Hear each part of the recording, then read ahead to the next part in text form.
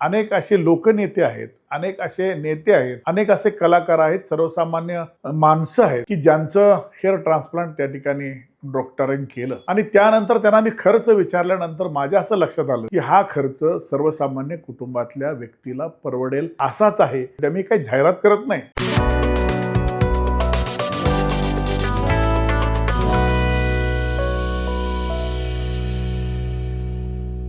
नमस्कार, मी संजय विभुदे, शिवसेना जिल्हा प्रमुख सांगली तसा सामाजिक कार्यकर्ता आहे. बरेच महाराष्ट्रातील लोक मला एक ओबीसीचा कार्यकर्ता म्हणून ओळखतात, शिवसेनेचा कार्यकर्ता म्हणून ओळखतात. आज मी आपल्या समोर माझा अनुभव सांगणार आहे. कोणता अनुभव? हेअर ट्रान्सप्लांट केल्यानंतरचा अनुभव आणि पूर्वीचा अनुभव. काही वेळेला माणसाची शरीरयष्टी अशी असते की त्याचं काही वेळेला वय दिसतं, काही वेळेला वय दिसत नाही. परंतु माझं वय कमी असताना सुद्धा कमी वयात कदाचित फार कष्ट घेतला असेल किंवा त्या परिस्थितीमध्ये जे घडलं असेल त्यामध्ये पूर्ण माझी केस त्या ठिकाणी डोक्याची गेली होती. आणि अनेक वेळेला आपण त्या ठिकाणी आपल्याला सुद्धा केस असली पाहिजेत, आपण केसामध्ये असा हात फिरवला पाहिजे, तसा हात फिरवला पाहिजे, स्वप्न आपण त्या ठिकाणी पाहत असतो. ज्याला केस आहेत त्याला त्याचं महत्त्व कळतं की नाही मला माहीत नाही, परंतु ज्याची केस गेलीत त्याला मात्र नक्की त्याचं महत्त्व कळतं. आणि मग अशाच वेळेला अनेक लोकांचे अनुभव पाहिले.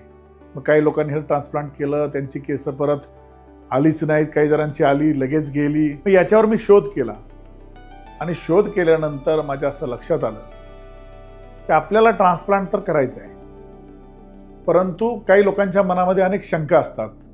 ट्रान्सप्लांट केल्यानंतर त्याचे साईड इफेक्ट्स काय आहेत का, त्याच्या अडचणी काय आहेत का, शरीराला त्याची काही इजा होते का, त्याचा त्रास होतो का. परंतु मी एके दिवशी माढ्याचे आमदार अभिजित पाटील यांचा इंटरव्ह्यू पाहिला. त्यांचा इंटरव्ह्यू पाहिल्यानंतर माझ्या असं लक्षात आलं की माणसाला जन्म एकदाच आहे आणि त्यांचं असं मत होतं की माझा जन्म हा सुंदर दिसण्यासाठी झाला आहे. माझ्याजवळ येणारे कार्यकर्ते, पदाधिकारी ते ज्यावेळेला फोटो काढायला येतात त्यावेळी त्यांना असं वाटतं की आपला नेता सुंदर दिसला पाहिजे आणि म्हणून तो माझा हक्क आहे, म्हणून त्यांनी त्या ठिकाणी हेअर ट्रान्सप्लांट केलं.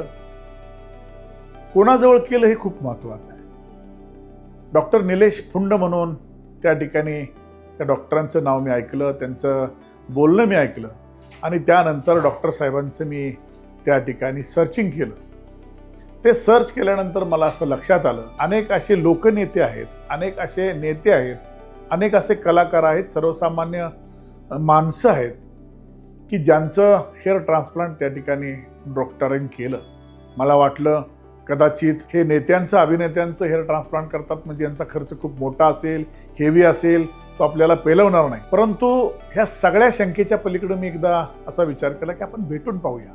आणि त्यानंतर त्यांना मी खर्च विचारल्यानंतर माझ्या असं लक्षात आलं की हा खर्च सर्वसामान्य कुटुंबातल्या व्यक्तीला परवडेल असाच आहे.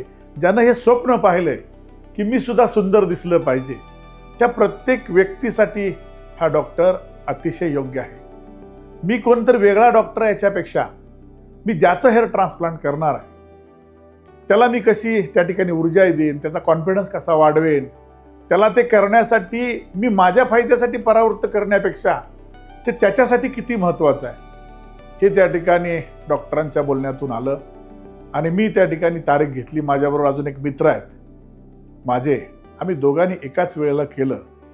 आणि ज्यांनी ज्यांनी मला पाहिलंय महाराष्ट्रामध्ये, माझी पूर्वीची आंदोलनं असतील, मोर्चे असतील, भाषणं असतील, यूट्यूबवर आपण काढून पाहिलं तर पूर्वीचे संजय विभुते आणि आत्ताचे संजय विभुते जर काही ठिकाणी आपल्याला पाहिलं, अनेक लोक आजही मला ओळखत नाहीत, लांबून पाहतात. हाच तो व्यक्ती का?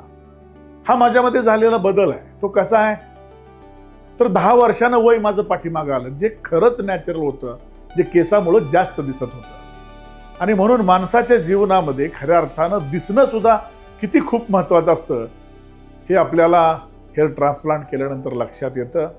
मी धन्यवाद देतो डॉक्टर निलेश फुंड यांचं. त्या मी काही जाहिरात करत नाही, परंतु जी वस्तुस्थिती मला या ठिकाणी दिसली, वाटली, मी अनुभवली, ते आपल्यासमोर या ठिकाणी मांडतोय. धन्यवाद.